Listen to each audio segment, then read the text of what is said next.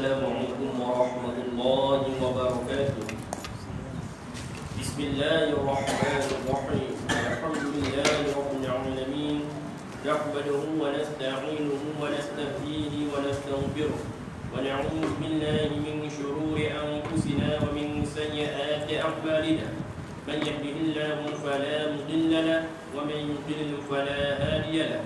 أشهد أن لا إله إلا الله وحده لا شريك له وأشهد أن سيدنا ومولانا محمدا عبده ورسوله اللهم صل وسلم وبارك على سيدنا ومولانا محمد وعلى آله وصحبه أجمعين قالوا سبحانك لا علم لنا إلا ما علمتنا إنك أنت العليم الحكيم ولا حول ولا قوة إلا بالله العلي العظيم ولا حول ولا قوة إلا بالله العلي العظيم اللهم يفقهنا في الدين وعلمنا التأويل واهدنا صراطك المستقيم ربي يسر ولا تعسر ربي تمم الخير أما بعد. Alhamdulillah, pertamanya kita panjatkan setinggi-tinggi bersyukuran kehadrat Allah Subhanahu wa taala. Sebentar tadi dapat sama-sama kita menunaikan solat fardu maghrib secara berjemaah dan alhamdulillah diteruskan dengan majlis ilmu. Mudah-mudahan keberadaan kita dalam majlis ilmu pada malam ini, mudah-mudahan kita semua berada di dalam perlindungan Allah Subhanahu wa taala, berada di dalam rahmat Allah Subhanahu wa taala. Kehidupan kita diberkati Allah dan mudah-mudahan juga segala dosa-dosa kita diampuni Allah Subhanahu wa taala. Sambungan tafsir Nurul Ihsan surat 85 kisah bunuh Jalut. Itu tajuk apa? Perenggan yang terbaru, perenggan terbaru.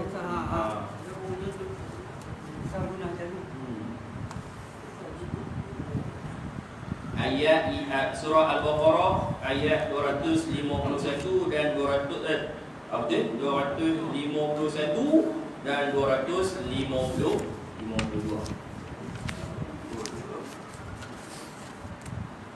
Sebelum ni kita ada cerita dah bagaimana Talut diangkat menjadi pemimpin daripada kalangan Bani Israel. Sebab apa? Dia adalah paling cerdik, dia adalah paling berkelayakan untuk dilantik menjadi pemimpin. Walaupun dia bukanlah berketurunan raja, bukanlah berketurunan bangsawan, tetapi pelantikan Talut sebagai pemimpin adalah atas dasar kecerdikan yang dimiliki oleh diri dia. Sebab itulah dia diangkat menjadi pemimpin oleh Allah Subhanahu wa taala. Meskipun pada pandangan mata kasar Bani Israel yang pemalas pada ketika itu, nampak Talut tak layak jadi pemimpin. Sebab apa? Sebab bukan golongan bangsawan, bukan orang kaya, bukan keturunan raja. Maka pada pandangan mereka Talut tak layak jadi pemimpin. Tetapi Talut dilantik menjadi pemimpin adalah di atas dasar kecerdikan yang dimiliki oleh diri dia. Sifat fizikal yang mantap dimiliki oleh Talut, iaitu bertubuh sasa. Nak jadi panglima perang kena bertubuh sasa. Kecerdikan yang dimiliki oleh Talut, bagaimana nak memimpin orang yang berada di bawah dia untuk menang di dalam peperangan. Sebab itulah Talut diangkat menjadi pemimpin. Dan insya-Allah malam ni kita akan cerita peperangan Talut dengan Jalut dan bagaimanakah Jalut dibunuh oleh tentera Talut. Talut ni sebelum ni kita dah cerita dah.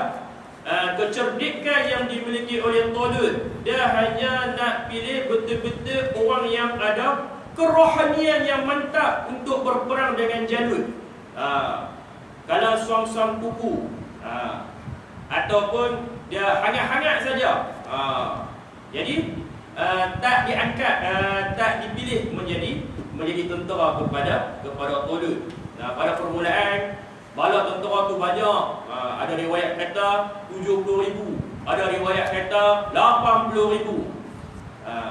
Akhirnya apabila menyeberangi sebatang sungai, Talut kata kalau nak minum hanya sekadar untuk menghilang dahaga sahaja. Jadi Talut nak tengok kekuatan yang dimiliki oleh bala tentera dia. Nak tengok cekal ke tak cekal apabila kekurangan bekalan makanan ataupun minuman. Ayam sungai tu banyaklah. Minum, Talut kata syarat dia boleh minum, tapi minum hanya sekadar untuk teruskan perjalanan. Maka dalam banyak-banyak bala tentera, mereka tamak bila nampak saja sungai, mereka tamak dengan air sampai minum air sungai yang banyak sampai tidak mampu untuk teruskan perjalanan. Akhirnya daripada 80,000, berapa ingat tak? Bulan lepas kita cerita. Daripada 80,000 tinggal berapa saja yang ikut Talut perang? 313. 313 saja yang ikut. Daripada 70,000, 80,000. Daripada banyak, akhirnya sikit saja yang benar-benar mempunyai kerohannya yang mantap, ada kecekalan untuk meneruskan perjalanan bersama Talut. Jadi di sini menunjukkan kena taat pada pemimpin. Jadi hikmah Rasulullah SAW bersama para sahabat kalah pada perang Uhud bukan menunjukkan Islam itu kalah, tapi menunjukkan pentingnya taat kepada pemimpin pada perkara kebaikan. Rasulullah kata duduk lagi atas bukit, jangan turun. Tapi mereka turun juga, akhirnya diserang daripada belakang, maka kalah tentera Islam pada ketika itu. Hikmah menunjukkan pada peristiwa perang Uhud, wajib taat kepada pemimpin pada perkara yang mendatangkan faedah, pada perkara kebaikan.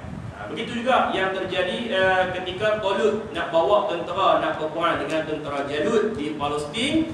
Maka Talut dengan kebijaksanaan dia nak tengok siapa yang memiliki kerohanian yang kuat, ada kecekalan untuk teruskan perjalanan walaupun dalam keadaan ada kekurangan senjata, ada kekurangan bekalan makanan, tapi semangat itu tidak melunturkan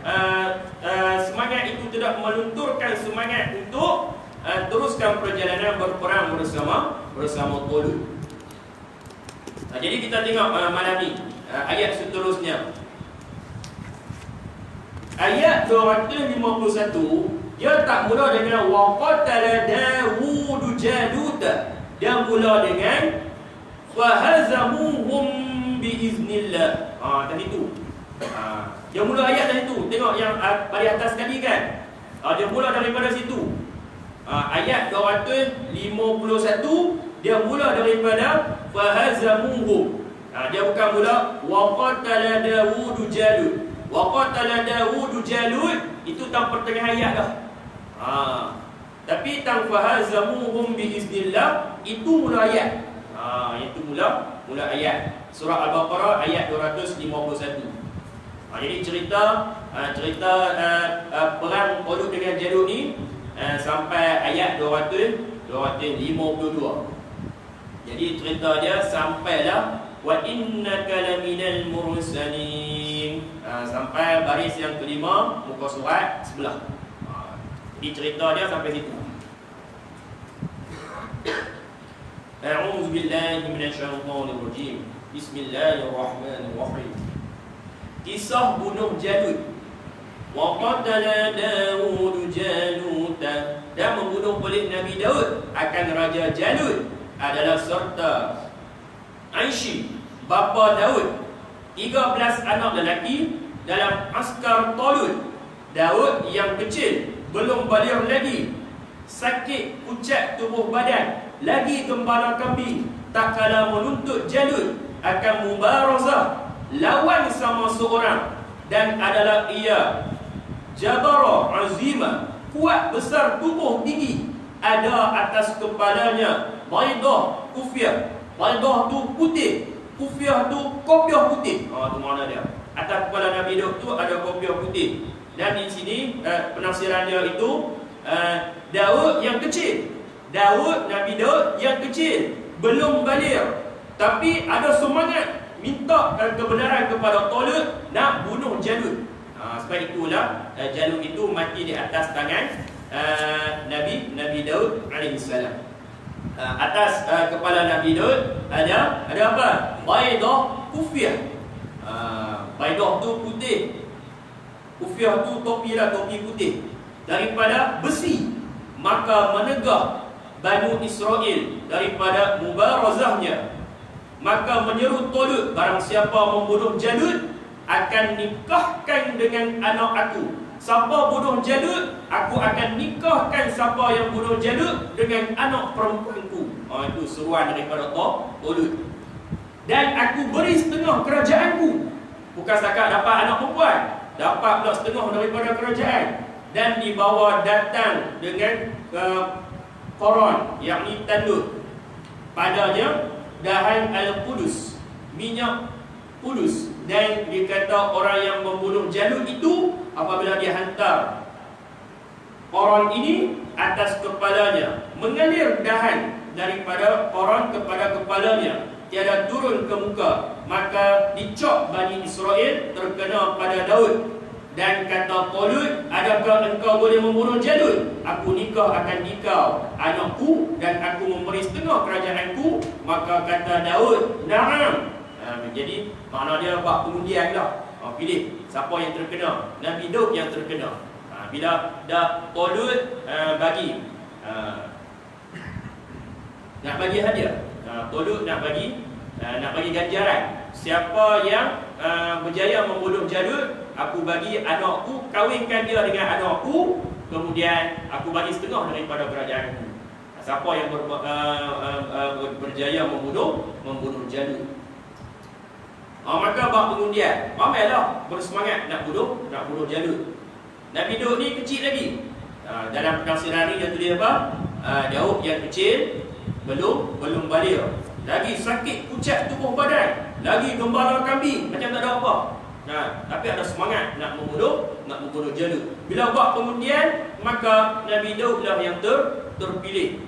Nabi Daud yang dipilih, hakikat dia Nabi Daud dipilih oleh Allah Subhanahu Wa Taala untuk Jalut mati di tangan dia. Jadi bila dah buat pengundian, Nabi Daud yang terpilih, maka Talut kata dekat Nabi Daud. Maka kata Daud, na'am. Ya, boleh. Maka berjalan Daud kepada Jalut. Di setengah jalan menyeru Hajar. Hajar tu batu lah. Hajar tu batu. Nabi Harun ambil akan daku, kemudian bertemu dengan Hajar Musa. Katanya ambil akan daku, kemudian bertemu dengan Hajar. Kata ambil akan daku, maka aku ini batu engkau bunuh Jalut. Maka ambil Daud dan menghantar ia akan 3 hajar, 3 batu. Itu pada maqlamnya. Torbin dilontar pada Jalut, kena baidah atas kepala, tembus otak kepala, keluar tengkuknya dan bunuh 30 lelaki di belakangnya. Maka ambil akan mayat Jalut, dibawa ke hadapan Talut, maka memberi nikah oleh Talut akan anaknya dan diberi akan dia setengah kerajaannya. Maka duduk 40 tahun, mati Talut, tinggal Daud seorang 7 tahun. Subhanallah yang qada malaka, maha suci Tuhan yang tiada dia habis kerajaannya. Baik. Ini cerita ringkas bagaimana Nabi Daud AS membunuh Jalut. Batu yang digunakan untuk membunuh Jalut, kalau ada kita buka penafsiran lain, batu tu dia macam seperti anak mata panah. Kemudian dilontarkan kena kepala Jalut. Jalut tu dia pakai topi, kena topi, tembus kepala, kena pula 30 yang berada di belakangnya. Hebat lontaran daripada Nabi Daud AS. Jadi bawa mayat Jalut kepada Talut, maka Talut menikahkan Nabi Daud AS dengan anak perempuannya dan diberi setengah kerajaan. Jadi Talut berkekalan dalam kerajaan selama 40 tahun. Kemudian diwarisi oleh Nabi Daud AS selama 7 tahun. Wa atahu Allahul mulka wal hikmah, dan memberi akan dia Daud oleh Allah Ta'ala akan raja dan nubuwah nabi. Jadi Nabi Daud AS diangkat menjadi rasul dan dilantik menjadi raja, dan tiada berhimpun kedua itu sekali-kali pada seorang dahulu daripadanya. Wa'allamahu mimma yasha, dan mengajar ia akan dia daripada barang yang dikehendakinya, seperti perbuat baju rantai dan faham cakap burung. Ini mukjizat Nabi Daud AS. Buat baju rantai, baju besi, rantai besi. Jadi Nabi Daud AS terkenal dengan pembuat baju besi, boleh meleburkan besi. Buat baju besi, buat rantai besi. Baju perang, rantai perang. Faham cakap burung cakap. Nabi Daud AS faham dengan apa yang diperkatakan oleh burung. Dan binatang, itu mukjizat Nabi Daud AS. Mampu memahami bahasa binatang. Burung cakap apa dipahami oleh Nabi Daud, binatang cakap apa pun dipahami oleh Nabi Daud. Kucing cakap pun dipahami oleh Nabi Daud. Kita tak faham kena dengar kucing cakap, dia bunyi faham itu lah. Apa tak? Yang kita tahu apa? Isyarat saja. Dia lapar. Okey, baik.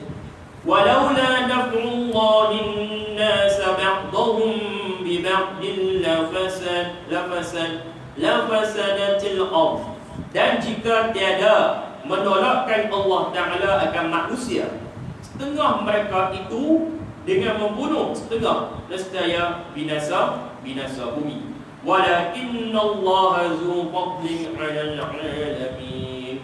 Dan tetapi Allah Ta'ala itu Tuhan yang mempunyai pemberian nikmat atas sekalian alam dengan tiada hisab. Tilka ayatullahi natluha 'alaika bil haqq. Bermula ini segala ayatihi, segala ayatnya. Itu bahasa Arab ayatihi, ayatnya. Daripada alam tara ilal ladzina kharaju hingga walaula apa? Walaula daf'ullahi nas. Itu segala ayat Allah Ta'ala kami baca akan dia atas engkau ya Muhammad dengan sebenar. Wa innaka laminal mursalin. Dan bahawasa engkau itu ya Muhammad sungguhnya daripada jumlah orang yang jadi rasul ini. Ayat menolak bagi kata kafir. Lasta mursala, tiada engkau rasul. Baik, kita terus kepada, kita cerita sikit tentang masa pun tak mengizinkan dia sampai waktu Isyak saja. Kita cerita sikit tentang kisah Talut dan Jalut dalam lipatan sejarah. Okey, baik. Jadi selepas Bani Israel berhijrah ke Palestin. Jadi Bani Israel hijrah ke Palestin bila? Setelah kewafatan Nabi Musa AS. Lepas kewafatan Nabi Musa AS, maka banyak Bani Israel pindah ke bumi Palestin. Mereka berada dalam keadaan tidak memiliki pemerintahan selama 356 tahun. Lepas kewafatan Nabi Musa 366 tahun. Tak maaf dah. 366 tahun. Tak ada raja, tak ada pemerintahan. Jadi mereka terdedah bila tak ada presiden, tak ada raja, maka terdedahlah kepada peperangan. Duk jadi perang sana sini, sini perang, sana perang, sini perang. Jadi peperangan kecil ni satu tempat. Jadi terdedahlah kepada serangan demi serangan. daripada umat-umat yang berdekatan dengan mereka, seperti bangsa Arab Amalekah, penduduk Madian, penduduk Palestin, bangsa Aram dan sebagainya. Jadi terdedah dengan kebanyakan bangsa suka berperang, sebab tak ada kepala yang pimpin rakyat, yang bagi keamanan kepada sesebuah kerajaan. Tak ada kerajaan. Jadi duduk berebut tanah lah orang kata. Sini berebut, sana berebut, sini berebut. Maka wujud peperangan demi peperangan yang kecil di merata-rata tempat. Hidup dalam keadaan tak aman. Pada pertengahan kurun keempat, pada zaman Ali Al-Kahim, berlaku peperangan di antara bangsa Ibrani dengan Palestin yang tinggal di Ushdud, yakni berhampiran Gaza. Dalam pertempuran tersebut, penduduk Palestin menang dan mereka telah merampas peti tabut. Tabut ni bahasa kita adalah tabut. Dalam peti tabut tu dia ada kitab Taurat, ada tongkat Nabi Musa. Jadi siapa yang memiliki peti tabut, kerajaan dia itu akan jadi kuat dengan izin Allah Subhanahu Wa Taala. Macam magic lah orang kata. Kalau siapa ada peti itu, maka kerajaan dia akan selamat. Kalau perang pun dia akan menang dalam peperangan. Sebab itulah ramai yang nak rebut peti tersebut. Jadi tabut adalah peti yang menyimpan Taurat yang menjadi sebagai syariat. Taurat ni syariat Nabi apa? Nabi Musa alaihissalam. Ia adalah sesuatu yang amat bernilai di sisi mereka kerana kegunaannya sebagai bantuan kemenangan dalam peperangan. Sebab itulah ramai yang merebut peti tabut. Di kalangan bijak pandai Bani Israel, terdapat seorang Nabi yang bernama Samuel. Sebelum kita dah cerita dah, Nabi Samuel daripada kalangan Bani Israel. Sekumpulan pemuda-pemuda Bani Israel dari kawasan Ar-Ramah telah datang menemuinya. Mereka meminta agar lantiklah seorang pemimpin yang boleh pimpin mereka dalam peperangan untuk menentang musuh yang telah menghina dan menewaskan mereka sejak sekian lama.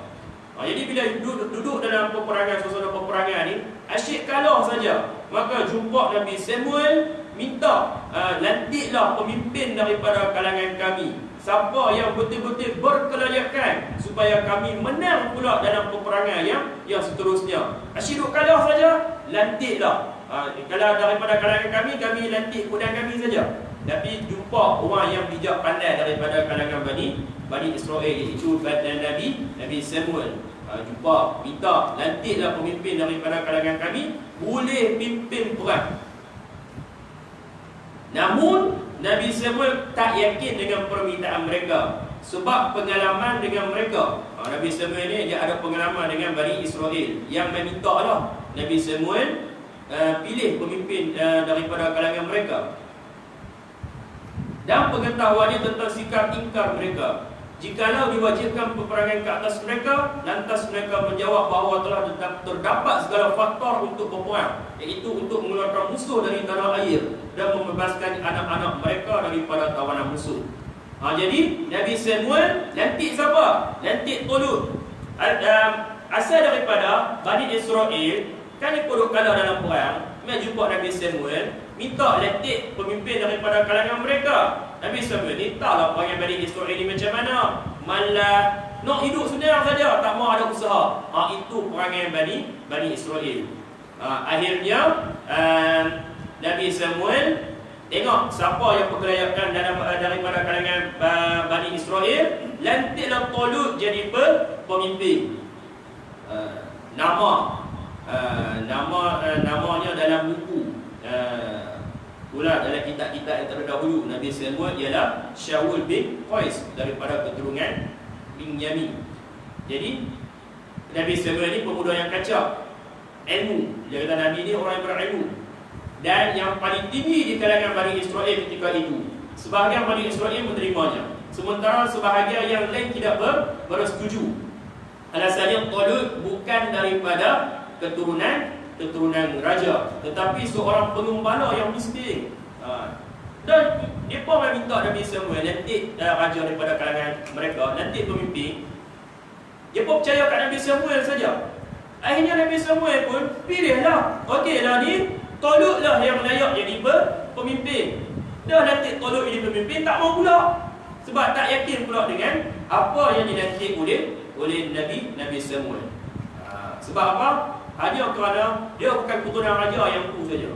Jadi Bani Israel ni kalau dia berketurunan raja, dia golongan bangsawan, maka layaklah jadi pemimpin.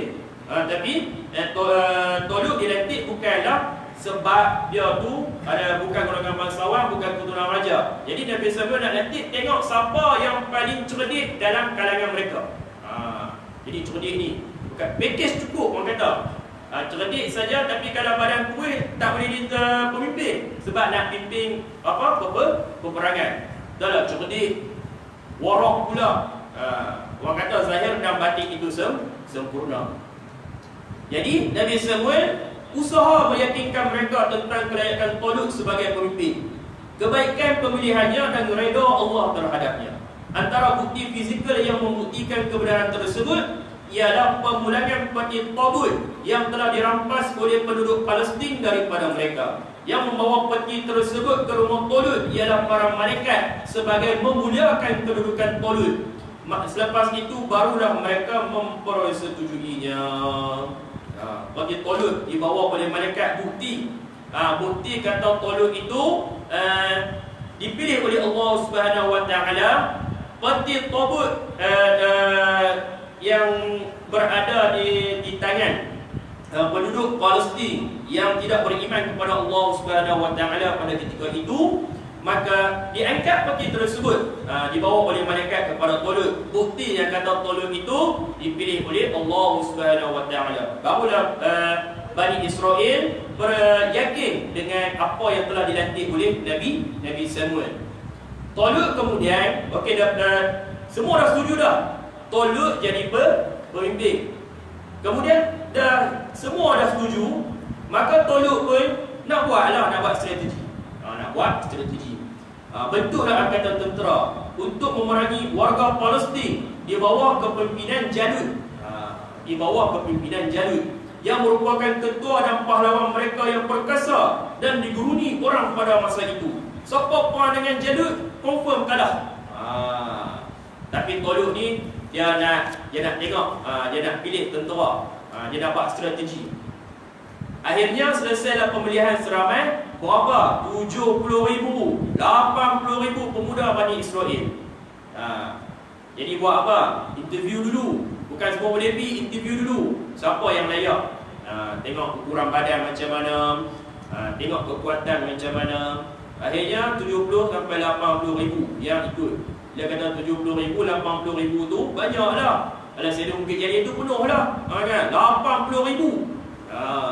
Jadi bergerak menuju ke medan perang bersama mereka. Kita bayangkan satu Stadium Bukit Jalil ikut sama Tolut pergi berperang. Kebijaksanaan Tolut dan pengetahuannya tentang perangai mereka. Jadi nak kena tapis lagi.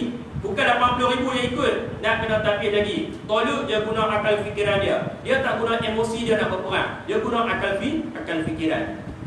Jadi di samping keraguannya terhadap kejujuran dan kesungguhan mereka, nak tengok Bani Israel yang 80,000 tu jujur dah, sungguh-sungguh dah nak ikut Tolut pergi berperang. Ataupun hanya syok-syok saja, nak nama saja, pokok dah menang, nanti dia syok sendiri. Padahal dia tak berperang pun, dia duduk belakang sekali. Dia kata, kami menang dengan tentera Jalut. Siapa ikut perang? Aku lah ikut perang. Apa dah? Padahal tak pukul apa pun, berperang pun dah, duduk barisan belakang sekali. Nak nama saja, tumpang populariti orang. Nak tu panggil Bani Israel. Jadi kat tengah-tengah perjalanan, masa tu cuaca panas lah, duk bergerak nak berperang dengan tentera Jalut. Jadi Tolut dia larang 80,000 tu minum air sungai yang terletak antara Palestin dan Iraq. Masa tu ada sebatang sungai. Masa tu terbukti betapa ramai yang mengingkari dan sebilangan kecil sahaja yang patuh arahannya. Tolut kata jangan minum air sungai. Nak tengok kuat tak kuat.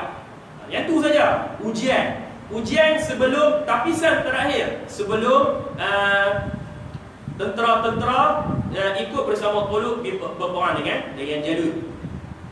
Hanya kalau buka dalam tafsir Nurul Ihsan, dia sebut apa? 313 saja. Daripada 80,000 Tiga wakil 13. 3 wakil 13 itulah yang betul-betul ada kesungguhan, yang betul-betul cekal dan betul-betul jujur dengan Talut nak berperang dengan Jalut. Akhirnya 3 wakil 13 saja yang ikut, ahli semua tak ikut. Sebab apa? Sebab pemburuh je, tak ada kekuatan. Ketika berhadapan dengan tentera Jalut yang ramai, bayangkan 3 wakil 13 nak lawan puluhan ribu tentera Jalut, ramai. Sebahagian mereka berkata, hari ini kita tak ada kekuatan nak menghadapi Jalut dan tenteranya. Kata-kata tersebut dibalas oleh sebahagian yang lain yang banyak kali pernah berlaku. Kumpulan yang kecil menewaskan kumpulan yang besar dengan izin Allah. Jadi dalam kumpulan Talut tu, nampak saja tentera Jalut banyak. Kita tak boleh menang ni, banyak. Kemudian ada sebahagian yang kata, kita boleh menang. Sebab mereka berpengalaman, kumpulan kecil menang dengan kumpulan yang besar. Minority menewaskan majority. Jadi di antara yang turut sama di angkatan perang Talut ialah Nabi Daud alaihissalam, yang pada masa itu adalah seorang pemuda dan pengembala kambing. Dia pemuda biasa pada pengembala kambing. Jadi di kalangan Bani Israel nampak dia ni macam tak layak nak perang dengan Jalut. Jadi beliau tidak mempunyai sebarang pengalaman perang, tapi dihantar oleh bapaknya ke medan untuk membawa berita tentang 3 orang saudaranya yang turut bersama-sama dengan Talut dalam peperangan. Jadi Nabi Daud AS diberi kepercayaan oleh bapanya. Okey, pergi ikut perang. Sebab ada 3 saudara Nabi Daud AS ikut sama perang dalam bersama tentera Talut. Supaya bawa berita tentang kalau 3 orang ni apa yang jadi dalam peperangan. Jadi baginda melihat Jalut mencabar barisan tentera Islam untuk pertarungan 1 lawan 1. Lah ni kita lawan one by one. Tengok siapa menang. Jalut cabang tentera Islam rasa gerul tengok Jalut. Ya lah, mungkinlah nampak dia bengis.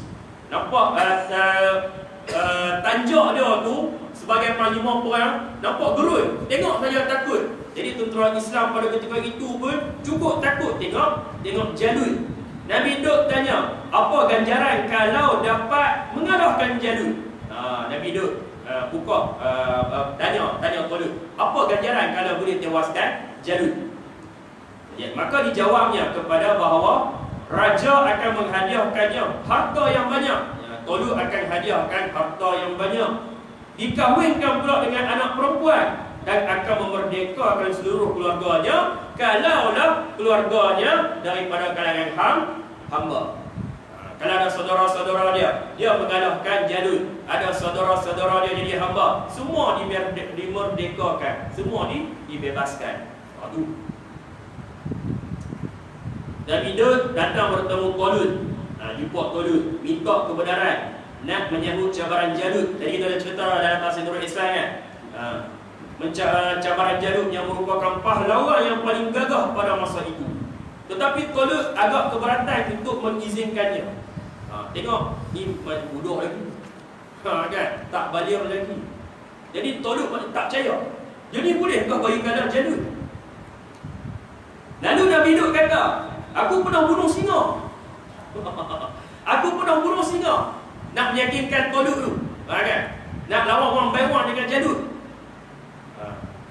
Aku pernah bunuh singa yang membaham kambing bapa aku. Singa tu, dia terekam kambing bapa dia pergi bunuh singa tu balik. Mak tu budak lagi. Nabi Daud budak lagi. Bunuh singa. Ketika itu bersamanya seekor beruang. Aku juga telah membunuhnya. Bukan bunuh singa, beruang boleh bunuh. Dia orang nak kata kuatlah, berani yang Nabi Daud alaihissalam. Kemudian dia tampil dengan membawa tongkat. Nabi Daud ada tongkat. 5 biji batu tajam yang disimpan di dalam bekas panahnya. Bekas panah. Dan pelontarnya seperti lastik. Selesai sahaja bercakap dengan Jalut, Nabi Daud melontar sebiji batu ke arah Jalut, seperti mana yang kita sebut dalam tafsir tadi tu, tafsir Nurul Ihsan. Baling batu kat Jalut, lalu terkena dahi Jalut, kemudian rebah. Beliau pun tampil menghampiri Jalut dan mengambil pedangnya, kemudian memenggal kepala Jalut. Baling batu, popul kepala Jalut. Maka Jalut pun rebah, pecah kepala Jalut. Geram lagi, pergi kat Jalut, ambil pedang, pancung pula kepala. Itu kehebatan Nabi Daud AS. Lepas daripada tu, tentera Palestin berjaya ditewaskan. Bila Jalut berjaya ditewaskan, tentera-tentera yang lagi sangat mudahlah untuk ditewaskan. Raja pun mengahwinkan anak perempuannya Mikal dengan baginda, dan melantiknya sebagai panglima tentera. Nabi Daud AS jadi panglima tentera. Itu sedikit sebanyak daripada cerita tentera Talut mengerahkan dan mengalahkan tentera Jalut. Maka hakikatnya itulah kebesaran Allah Subhanahu Wa Taala. Jangan pandang remeh. Jangan pandang remeh. Tengok dia orang tu nampak dah kan. Kemudian terus kita cop jadi tak mampu. Belum tentu lagi. Belum tentu lagi. Tengok-tengok rupa-rupanya singa yang kelaparan. Nampak macam tikus. Rupa-rupanya singa bila dia ada tunjuk dah kebolehan dia. Jadi apa pengajaran yang kita boleh ambil daripada kisah yang kita mengaji selama ni? Jadi bulan lepas dengan bulan ni lah, kisah Talut dengan Jalut. Ada dikatakan bahawa peti tabut diturunkan Allah Ta'ala kepada Nabi Adam AS. Itu asal dia. Nabi Adam AS, kemudian sampai kepada Nabi Yaqub, kemudian terus ada di kalangan Bani Israel. Dengan keberkatan tabut tersebut, mereka sentiasa dapat menewaskan orang-orang yang berperang dengan mereka, sehinggalah mereka menerhaka. Mereka ditewaskan dan tabut dirampas. Mereka ditewaskan oleh golongan Amalekah, iaitu Jalut dan pengikut-pengikutnya. Kemudian Jalut pula ditewaskan oleh Talut. Jadi kisah ini merupakan dalil yang paling jelas bahawa perbuatan ingkar dan maksiat adalah sebab kehinaan. Dia kerana hidup dalam keadaan maksiat kepada Allah, mengingkari perintah Allah Ta'ala, maka itu akan menyebabkan penduduk itu menjadi hina di sisi Allah. Sebagaimana diterangkan oleh Imam Al-Qurtubi pada zahir permulaan firman Allah Subhanahu Wa Taala yang bermaksud, dan Nabi mereka berkata lagi kepada mereka. Dan ayat yang sebelumnya menunjukkan bahawa mereka mengakui kenabian Nabi yang bersama mereka. Kemudian firman Allah Ta'ala yang bermaksud, siapa yang tidak merasai airnya, menunjukkan prinsip yang diambil untuk tindakan menutup jalan yang membawa kemudaratan atau maksiat. Nak tengok tamak tak tamak. Jangan minum. Bukan yang zalim, bukan Talut tu zalim kepada 80,000 tentera dia. Nak uji tengok ada kekuatan ke tak ada kekuatan. Macam komando lah. Bagi satu pisau rebor, bagi satu kotak mancis, lempang dalam hutan, tengok boleh hidup tak hidup. Ada komando ni? Tak ada komando? Ada kawan komando tak? Tanya tak? Dia tanya, dia bagi tahu tak pengalaman dia kat kita? Betul tak macam tu? Ada satu pisau rebor, satu kotak mancis, pandai-pandai dah nak hidup dalam hutan. Kalau ada kecekalan macam tu, barulah boleh perang. Sebab komando hidup barisan depan sekali. Tapi kalau tak ada kekuatan, tak ada strategi, tak ada kecerdikan, macam mana ilmu nak hidup dalam hutan, macam mana nak perang? Mana pun ada kecerdikan Talut. Kaedah ni bawa sampai sekarang. Yang mana orang-orang atasan, panglima tentera, dia akan suruh siapa nak jadi komando, macam itulah dia kena buat. Takkan ada komando tentera ke, barisan hadapan daripada PDRM ke, mereka kena latihan yang keras. Mana kata nak jadi panglima tentera, mesti kena ada latihan kecekalan dan latihan yang keras. Baru boleh jadi pemimpin, baru boleh jadi panglima tentera. Talut kata apa? Jumpa sebatang sungai, jangan minum air sungai. Nak tengok, cekai tak cekai? Bayangkan dalam keadaan padang terik, dahaga, nak minum setegur lah. Apa tu? Arahan daripada Talut. Minum sekadar nak orang kata, nak bagi basah tekak saja. Bukan minum dalam keadaan yang tamak. Dalam 80,000 tu, tinggal 313 saja yang ikut Talut yang berjaya dalam ujian. Kerana sekadar rasa, walaupun yang paling sedikit termasuk dalam lafaz al-tam, merasai, rasa saja sikit. Jika rasa pun tak boleh, maka jauh sekali diharuskan minum. Oleh sebab itu Allah Subhanahu Wa Taala tidak beriman, wa man lam yashrabu minhu, sesiapa yang tidak meminumnya. Mereka kata dalam firman Allah Taala, siapa yang tidak merasai airnya. Sekadar apa? Boleh rasa saja. Tak boleh minum puas-puas. Minum puas-puas gagal dalam ujian. Tak boleh ikut perang. Aduh. Jadi penggunaan lapar tersebut juga menunjukkan bahawa air ialah makanan. Jika begitu, maka ia adalah termasuk dalam kategori makanan yang mengenyangkan kerana keperluan badan kepadanya. Tak apalah, itu dah cerita. Hujan polut, jangan minum air. Jadi Allah Subhanahu Wa Taala menyekat sebahagian manusia dengan sebahagian yang lain. Kadang-kadang ia berlaku pada satu kumpulan dengan kumpulan yang lain. Ada kalanya pula seorang individu dengan yang lain. Kata Ibnu Umar bahawa Rasulullah SAW bersabda, Inna Allah la yadfa'u bil mu'mini salihin mi'atin min ahli baitihi wa jiranihi al-bala.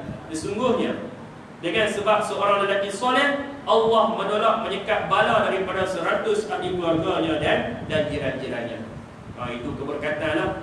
Boleh jadi bumi Malaysia ni kurang bala daripada Allah Ta'ala sebab doa kekasih Allah daripada awliya, daripada wali-wali Allah yang hidup zaman sekarang lah.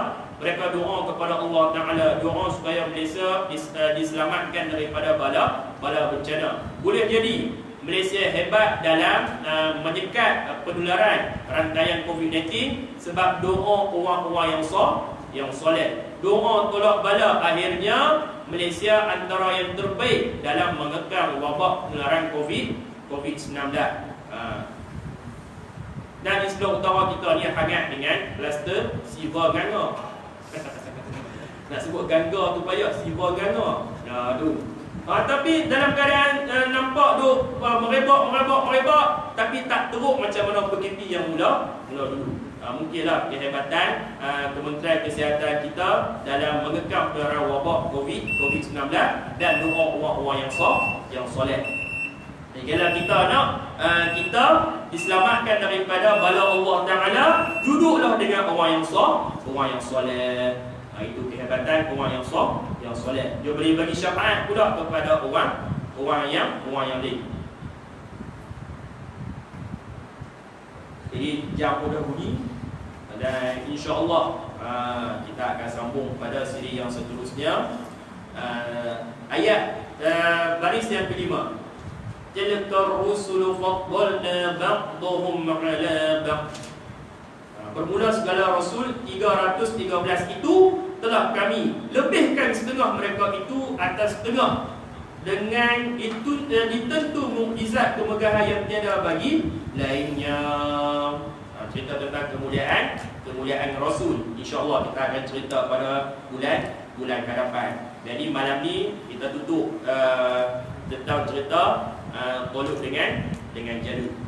Mudah-mudahan apa yang diceritakan pada malam ini daripada tafsir surah Al-Baqarah, mudah-mudahan diberi kefahaman oleh Allah Subhanahu Wa Taala. Mudah-mudahan memberi manfaat kepada diri saya dan kepada tuan-tuan yang dirahmati Allah Taala sekalian.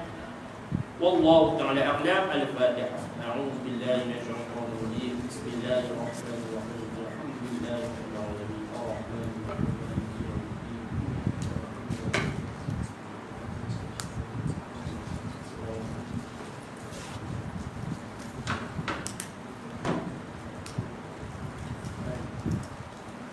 Bismillahirrahmanirrahim. Alhamdulillahirabbil alamin. Wassalatu wassalamu ala asyrafil mursalin wa ala alihi wa sahbihi ajma'in.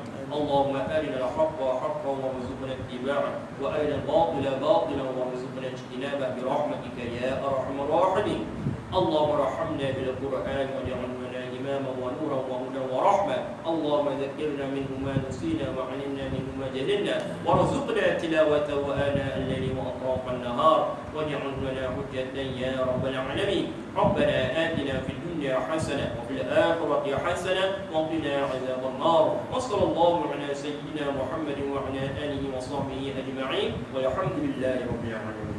السلام عليكم ورحمة الله